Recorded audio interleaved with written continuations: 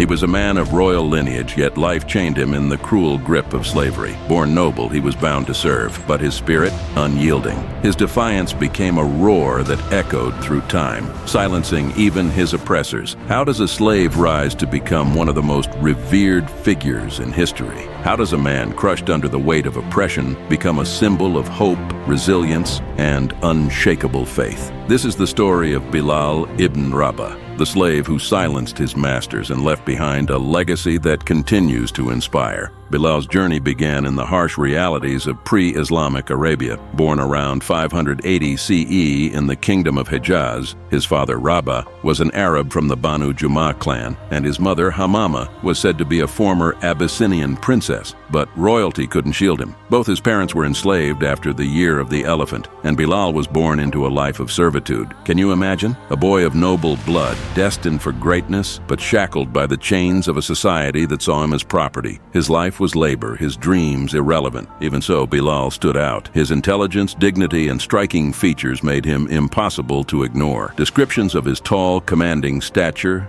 dark skin, and bright eyes weren't just observations. They were glimpses of the strength that would define him. Yet, in Meccan society, these qualities only made him a target for mockery. The Quraysh elite labeled him Ibn Sauda, the son of a black woman, a reminder of their prejudice. And as if that weren't enough, his fate was tied to one of Mecca's most brutal figures, Umayyah ibn Khalaf, a wealthy merchant and bitter opponent of Islam. But then something extraordinary happened. Amid the darkness of servitude, a new light began to shine. The message of Islam, the radical idea that all humans are equal in the eyes of God, spread through Mecca. It was a whisper at first, a challenge to a society built on status and power. For Bilal, it wasn't just a religion, it was a lifeline. Can you picture the spark of hope in his heart? A faith that declared his worth, his dignity, his humanity. Islam was more than a belief, it was freedom. The teachings of Islam reached Bilal through hushed conversations and mocking taunts. He absorbed them, his heart drawn to their truth.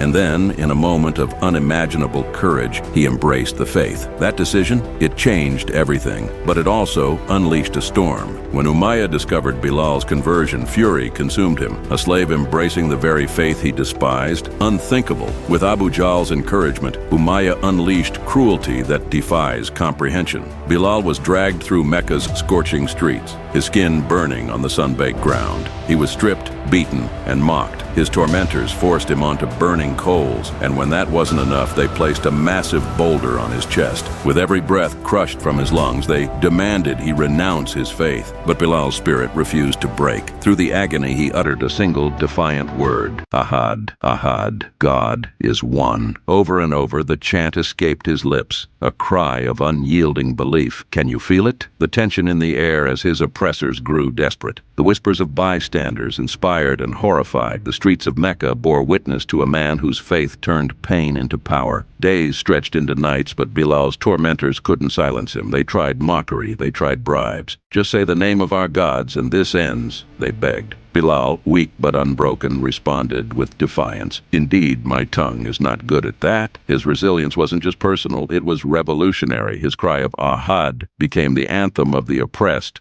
a challenge to the entire power structure of Mecca. The news of Bilal's suffering reached the Prophet Muhammad, peace be upon him, who acted swiftly. He sent Abu Bakr to negotiate Bilal's release. When Abu Bakr offered a price, Umayyah, smug and confident, mocked him. If you had refused to buy him except for 1 ounce of gold, he sneered, I would have sold him to you. But Abu Bakr's reply was cutting. By Allah, if you had demanded 100 ounces, I would have paid it. And with that, Bilal's chains were broken. Picture the moment, Bilal, battered but free, walking away from his oppressor with Abu Bakr by his side. Can you feel the shift? This wasn't just a transaction. It was a victory for justice, for faith, for humanity. Bilal's freedom wasn't the end of his journey. It was the beginning of a legacy that would change the world. From that day, Bilal became one of the Prophet's closest companions. The man once enslaved now stood shoulder to shoulder with leaders. But his greatest moment was yet to come. The question is, how does a man rise from the ashes of his suffering to become a voice that would call millions to prayer? Stay with me, because Bilal's story is far from over. When the Prophet, peace be upon him, granted permission to his companions to migrate, Bilal was among those who left the hostile environment of Mecca for the safety of Medina. Can you imagine the hope and relief of stepping away from years of torture and oppression into a community that welcomed him as an equal? In Medina, Bilal found not just refuge, but brotherhood. He lived in the same house as Abu Bakr,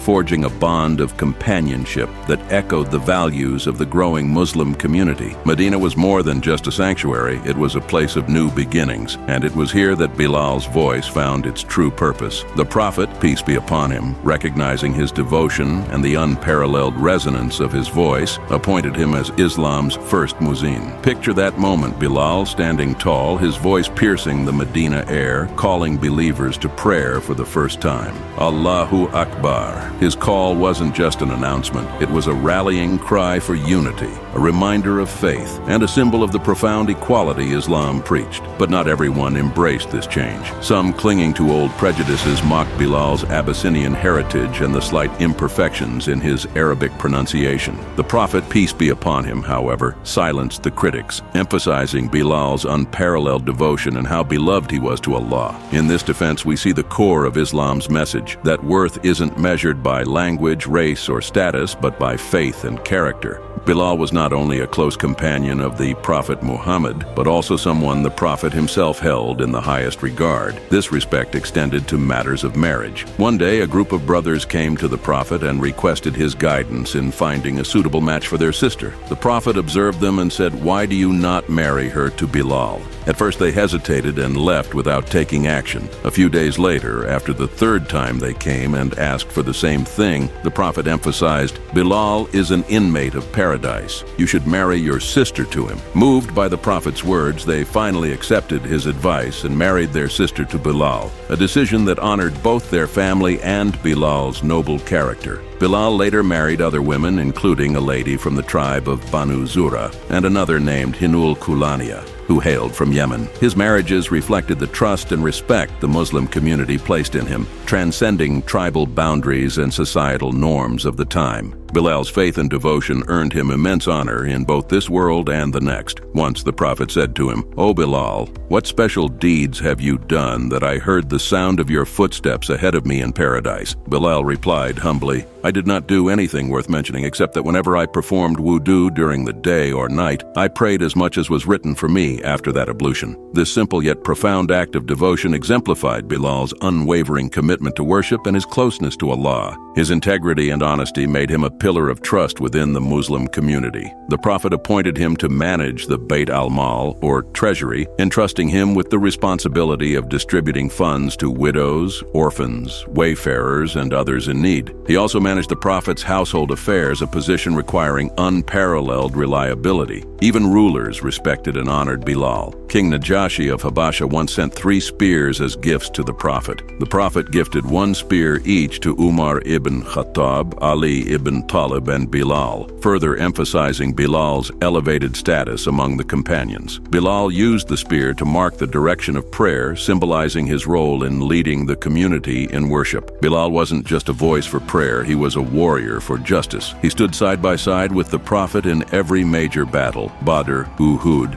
and the Battle of the Trench. At Badr, destiny brought him face to face with his former master, Umayyah ibn Khalaf. Can you imagine the emotion surging through him? The man who had once tortured him now stood before him, defeated and powerless. Bilal's sword struck not out of vengeance, but as a triumph of justice over oppression. It was a moment that symbolized the complete reversal of their fates and the power of divine justice. But Bilal's greatest moment came after the Muslim forces entered Mecca. The city that had once humiliated and enslaved him now stood as the heart of a unified faith. And who did the Prophet choose to ascend the Kaaba and call the Adhan? Bilal. Just think about that. A man who had once been mocked and brutalized now stood atop the holiest sanctuary in Islam, proclaiming the oneness of Allah. This wasn't just history being made, it was history being rewritten. Islam's commitment to equality shattered the social hierarchies of the time. And yet even triumph couldn't shield Bilal from the deepest pain of all, the loss of the Prophet. peace be upon him.